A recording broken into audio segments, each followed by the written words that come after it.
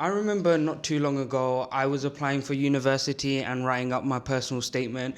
And if you're watching this video, then chances are you're in the same boat where you're thinking about your personal statement and how to start. Hey guys, welcome back to the channel. If you're new here, my name's Jack and I'm a student studying in London. And in this video, I'm going to be going through how to go about starting your personal statement and how you should go about maybe writing it or drafting it, etc. As usual, timestamps will be in the description below so you can jump around and find exactly what you're looking for without wasting any time. Hopefully after watching this video you guys have a bit more of an idea on how to go about it, and if you do find this video helpful then obviously leave a like and let me know what you thought about it. Now before you actually start writing your personal statement, it's worth knowing a few things like the logistics of how much you can write and all of that stuff. I think it's really important to have in the back of your mind. Of course at the start it's not super important, but I'm just going to give you guys a few ground rules with regards to the personal statement. Firstly, there's a character limit. You can only write 4,000 characters in your personal statement. That sounds like a really big number, but let me tell you from experience, those 4,000 characters really do go away quickly. Secondly, you can only write up to 47 lines.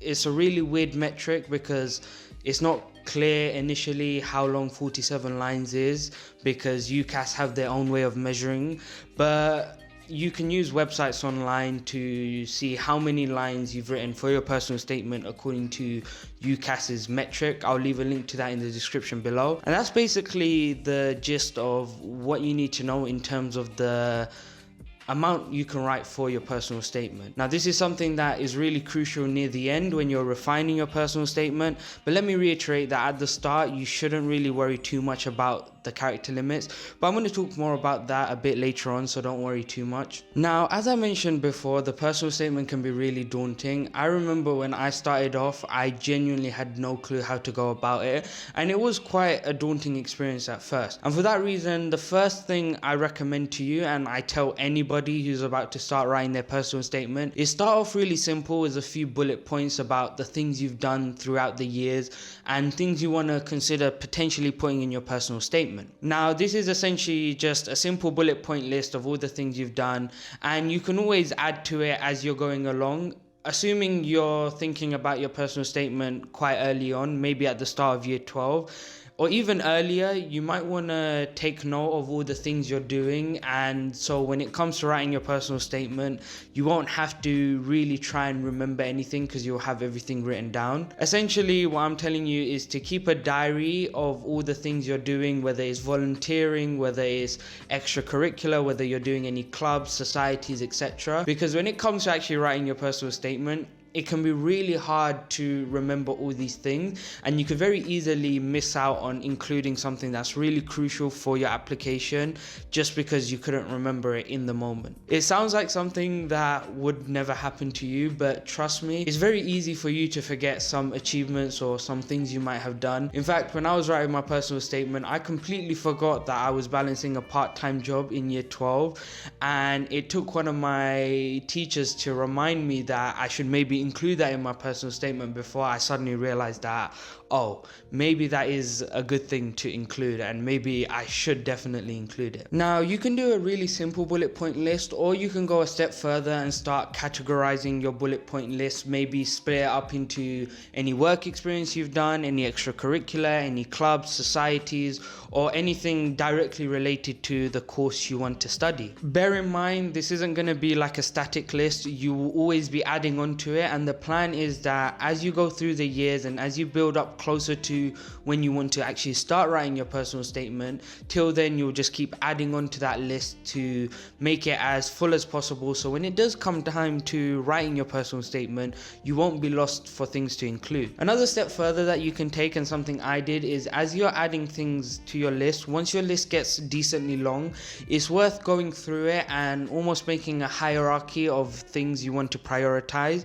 Make a list of the things you definitely want to include, the things you might include, and also the things that if you can help it, you don't really want to include. Things you do want to include might involve very recent experiences, really key work experience that's directly linked to your course that you're studying, or anything that you feel will really make you stand out. And the things you might not want to include are probably things that are really outdated, things you did quite a few years ago. Maybe in year 7 you ran for school council or class rep, and yeah, ideally you don't want to include things that are too long ago, and you should only leave them as a really last resort that you hopefully won't have to turn to. After making this list, trust me, you're going to feel a lot more certain on how to go about writing your personal statement. Now, it's not going to completely get rid of the challenge, but I do find, and I do tell a lot of people, that it's much harder to work with a blank sheet of paper than it is a bullet point list. At least with a list of bullet points, you will have something to go on,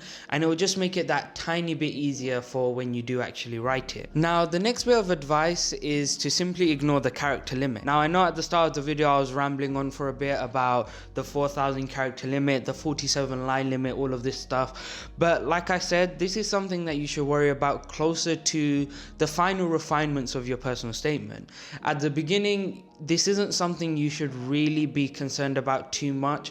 If you're too hyper focused on meeting the character limit, then you're going to find that it's going to be really hard to make a really complete and full personal statement. Let's think of this as stage 2 of your personal statement journey. If we consider the bullet point list you made at stage 1, now you're going to use those bullet points to actually make certain parts of your personal statement. Now again, this isn't going to be your final personal statement. Let me emphasize this to you really clearly. You are going to end up writing a lot of drafts. In fact, I'm pretty sure I ended up writing about at least 10-15 drafts. No matter how confident you are, chances are your first draft will never be your final draft. It won't even be close to your final draft. So don't be so hung up on perfectionism that you don't even get a basic draft done. At this point, you're still in the planning stages and you shouldn't be concerned about the final product as of yet. What I recommend is to take each of the bullet points you made in your list, well, not all of them, but just a lot of the important ones, and try go about turning each bullet point into its own paragraph. This is something that I did, and it really helps you to have a basic structure and an idea of how your personal statement is going to look. The whole point of this stage is to just write something down. You're not trying to make an end product, you're trying to just get something down that you can maybe start to refine or think about refining later on down the line. It should also be noted that at this stage, you shouldn't really be too fussed about the intro or conclusion. In fact, most people you come across will probably tell you to leave the introduction till the very end, because usually the introduction helps the whole personal statement flow and makes references to things you're going to talk about, which means it's very hard to write it up at the beginning. When I started my personal statement, I completely ignored the introduction, conclusion, and just worked on writing as many paragraphs as I could that I would then be able to later work on. And just for further reference, the first draft of my personal statement was actually 12,000 characters, and it was probably the biggest mess you'll ever read. It didn't have any coherency, there was no flow, but my whole focus at that point was to just write something down, so I wasn't too fussed about that. Now, the third bit of advice I want to give you is to have people on standby to proofread and check your personal statement. Proofreading and having people give you feedback is going to be such a large part of your personal statement journey, and it's going to be where most of your improvement happens. When we get people to proofread, it's a really good way to just get an unbiased opinion on our personal statement and hopefully get some unfiltered advice and criticism on how to improve it. When we read our own personal statement, we're more likely to overlook any mistakes or see the flaws in it, because that's just how we tend to be. It's like when you're in an exam and you read over your work 50 times and you don't see a mistake, and then when you get given your exam paper back, you then realize that you did make a mistake. Now, there's a handful of people you can ask to read your personal statement, and I do think it's very important to get a range of people to ask. You can ask your teachers, any friends and family, especially if you know anyone who's in the direct field you're applying to, as well as any mentors you may have. For me, I had a handful of teachers check my personal statement, as well as a handful of mentors, some of which were currently studying medicine, which was the course I applied to, as well as some doctors and surgeons to have a quick look at my personal statement. This is where you have to make the most of your network, and the whole policy of if you don't ask you won't get is so crucial at this point. Genuinely, a lot of people will be more than happy to have a look at your personal statement, and so you shouldn't feel shy to ask, especially if you have contact with someone who's directly in the field you're applying to. This can be such a perfect opportunity to have them read over and give you feedback, and if they can't, then there's a high chance that they know someone who might be a student who will be able to read your personal statement. I knew one of my mentors who was a surgeon actually got me in touch with an Oxford medical student to have a look at my personal statement. Now, this wouldn't have happened had I not asked him to help me and asked him to proofread what I wrote. Now, the reason it's good to have a handful of people check your personal statement is that it's really good to have a fresh set of eyes on your personal statement after you've made a few changes. When you keep showing the same person your personal statement, they'll look for the edits that you've made, and so we'll start comparing your personal statement relative to the previous draft, which means if you made a lot of good improvements, then to them it will look a lot better. Whereas if you have someone give you their first impression, you have a more accurate understanding of how your personal statement is doing. And for that reason, you should be smart with how you ask for edits or feedback. Don't just make one or two very minor edits and then ask for your mentors, teachers, or anyone to recheck it straight away. Try leave significant gaps in between, and that way it will give you a chance to make a lot of changes, and it will also make the feedback you receive more worth your time. Now, when receiving feedback, you also have to take initiative. You will get a lot of conflicting views. I remember there were certain changes I made to my personal statement, and I had one group of people telling me that it made it so much better, and I had another group of people telling me that they preferred the older draft. Now, it's very normal to get conflicting views, and when you do, that's your job to sit down and reevaluate and think what you're going for in your personal statement. You have to realize that the people who are giving you feedback are doing just that. They're giving you feedback. They won't be upset if you decide not to use every bit of feedback they give you. They totally will understand, and it's all right to pick and choose what you want to change.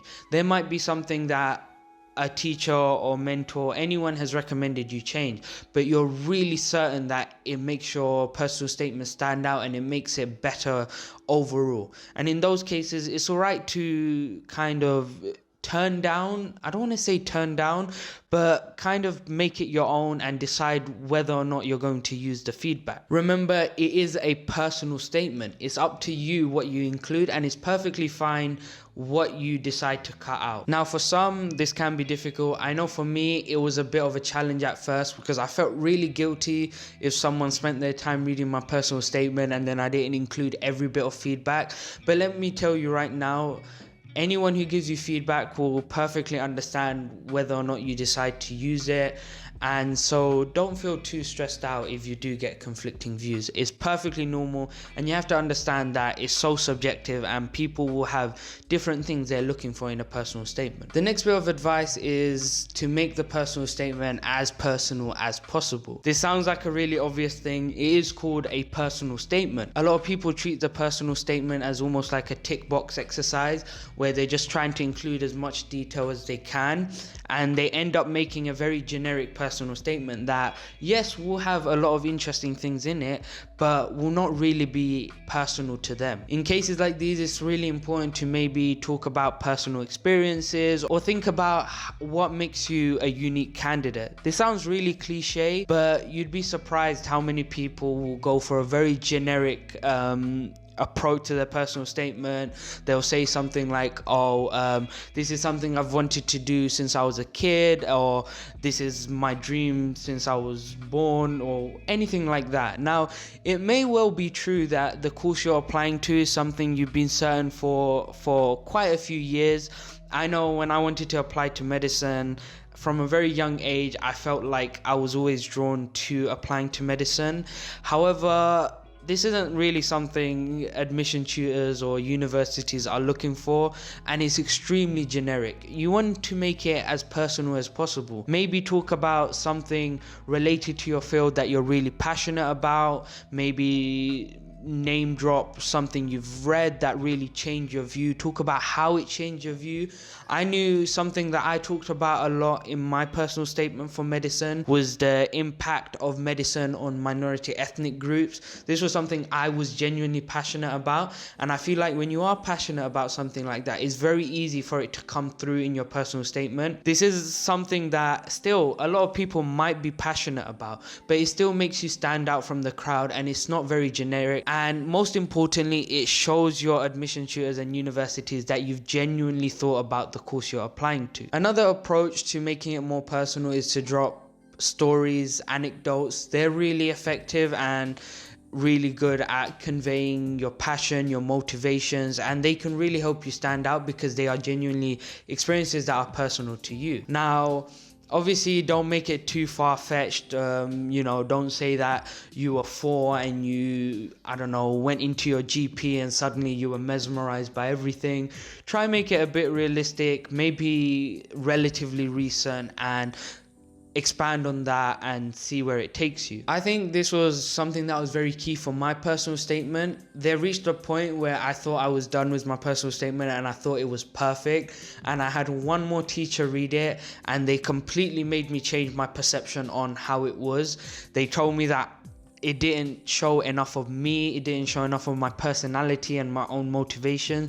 And when I look back on it, I completely agree with them. Now, in terms of a personal statement, I do think it was a good personal statement. Again, it ticked all the boxes. It had my work experience, some books I'd read, extracurricular I'd done, all these things.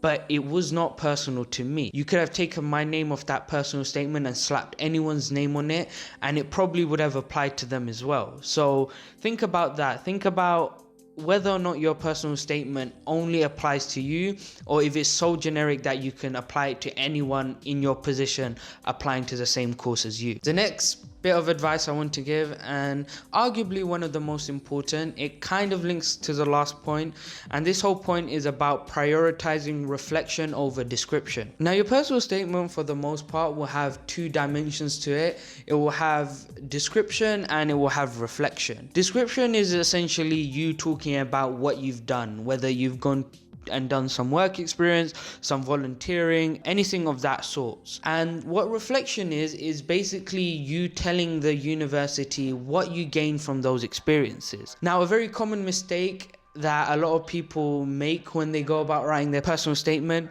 is that they prioritize the description. Now, the description is important, don't get me wrong, but I've heard of a lot of personal statements where they just ramble on about all the things they've done, whether it's work experience, how many books they've read, or anything of that sort. This is very common with a lot of students who are lucky enough to get a handful of work experience opportunities. You'll see that they'll just end up listing everything they've done, and they completely forget about the reflection. They don't talk about what they gained from the experience, what they learned, maybe how it changed their perception.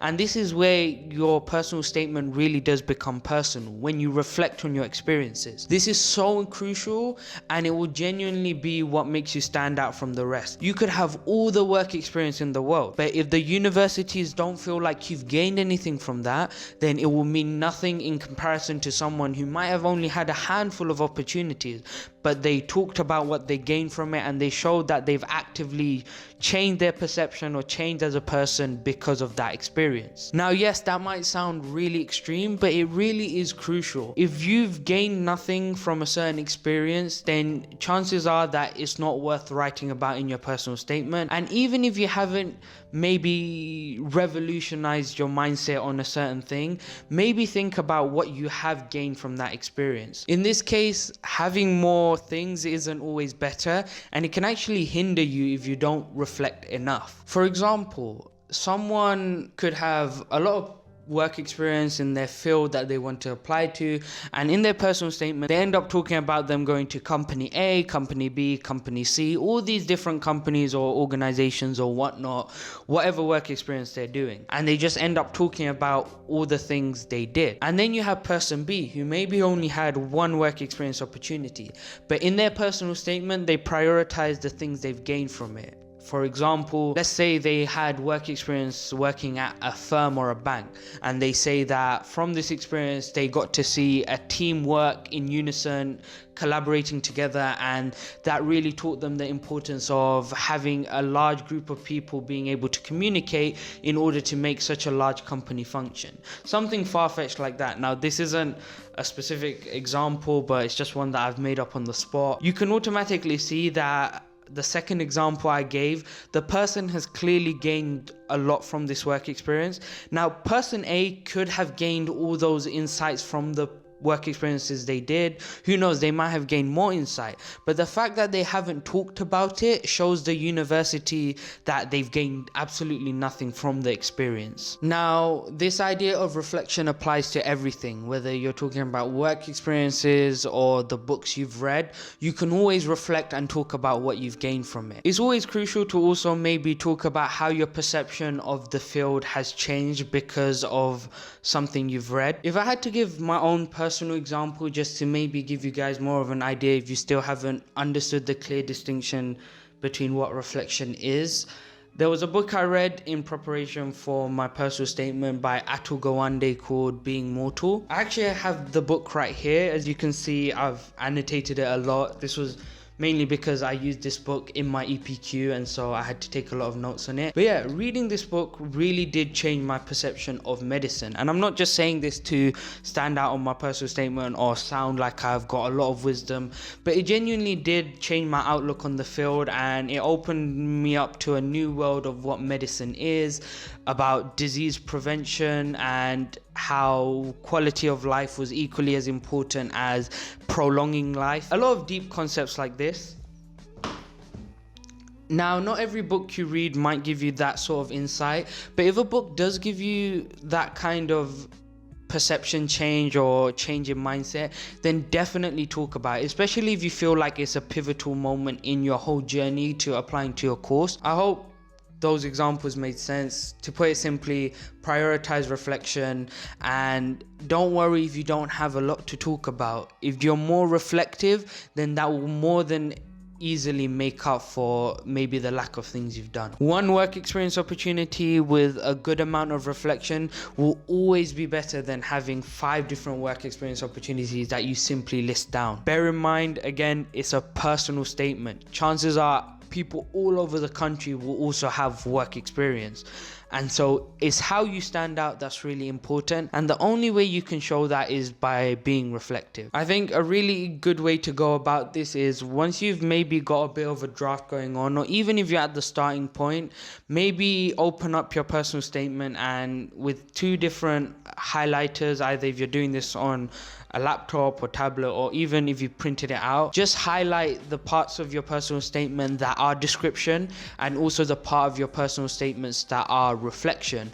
And this should give you an idea of how much you're maybe doing. If you find yourself being overly descriptive and not reflective enough, then chances are that it's worth going back to your personal statement and looking at where you can change, especially when you start thinking about the character limit later on. You want to make as many characters as you can about the reflection. Yes, again, you don't want to completely eliminate the description. You want to give the reader some context as to what you're talking about, but the reflection will always stand out so much more to the universities. Now, another thing you have to worry about with regards to the personal statement is the split between academics and extracurricular. At the end of the day, you are applying to university, and this is part of your academic journey.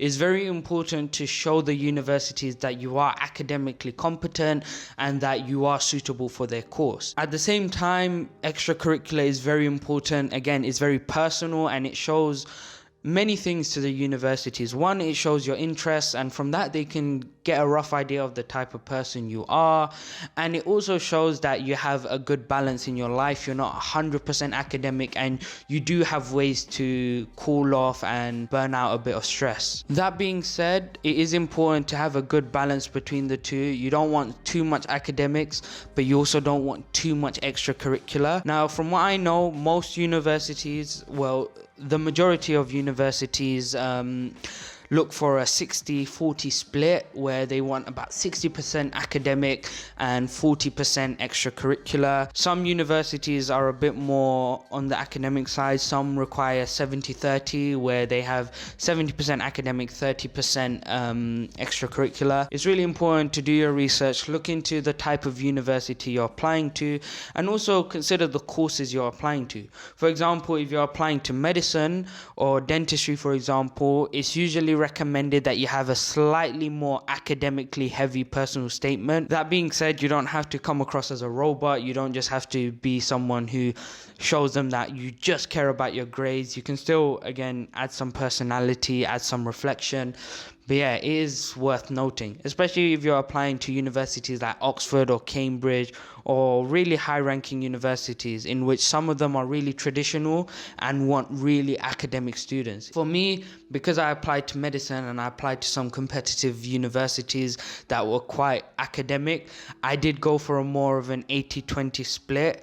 But it's completely up to you how you want to go about it. Just don't make it too unbalanced where you talk too much about extracurricular, because at the end of the day, again, like I said, this is part of your academic journey, and you don't want them to think that you're completely unacademic or you don't care about your education whatsoever. And the last point I want to kind of talk about is shortening your personal statement.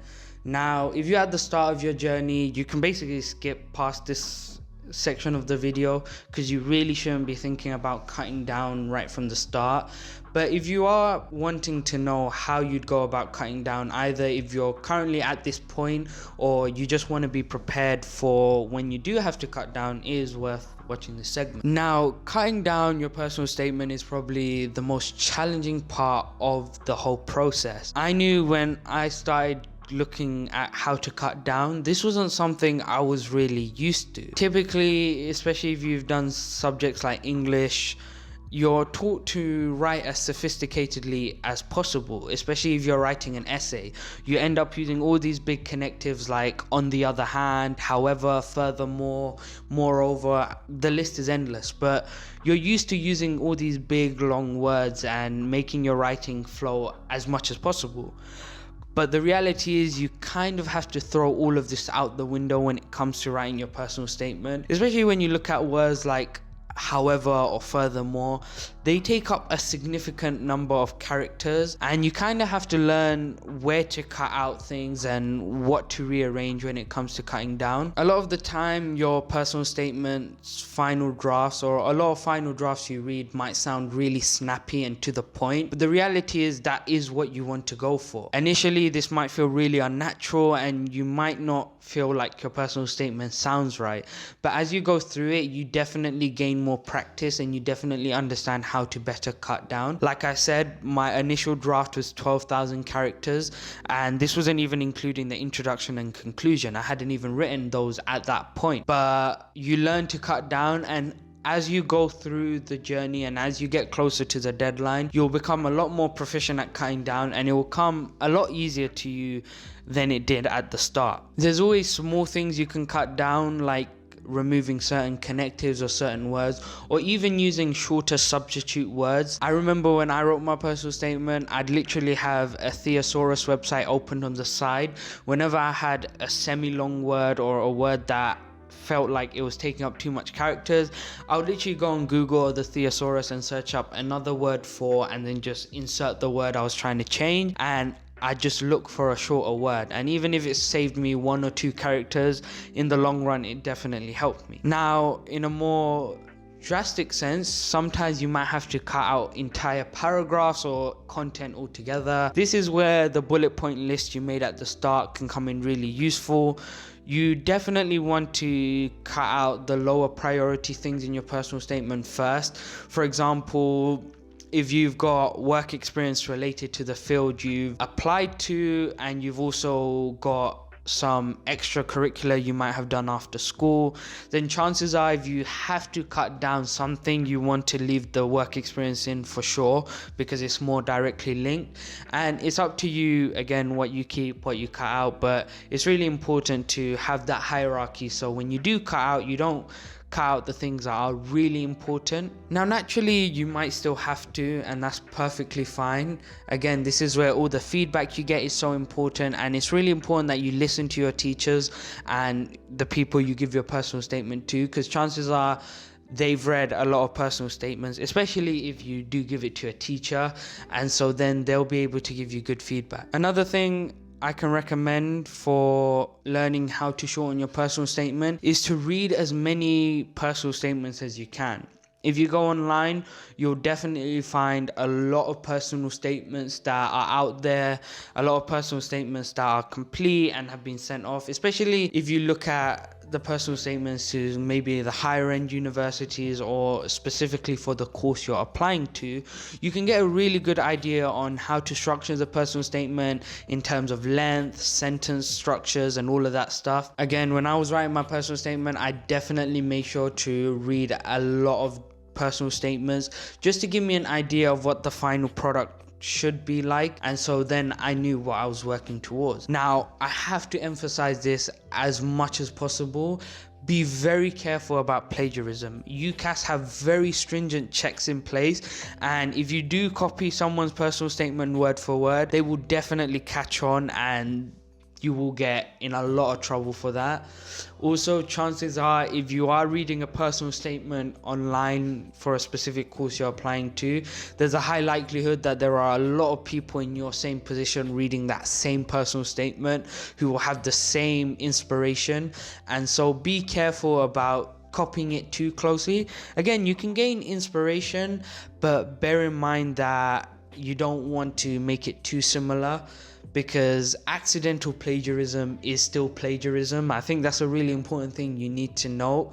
If you make it too similar to the ones you've read, and there are other people out there who've made it also really similar, then you could get flagged for plagiarism even if you didn't do it intentionally. And that about sums it up for the whole personal statement process.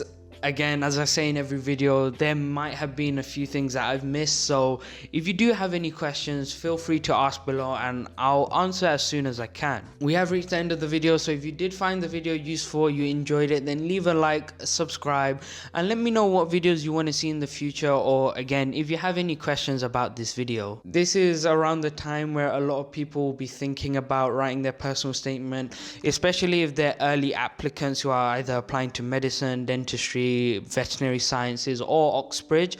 But even if you've got your deadline a while away, it will never be a bad thing to be prepared and think about it. So yeah, definitely think about it and ask me any questions. That's been all from me, and goodbye.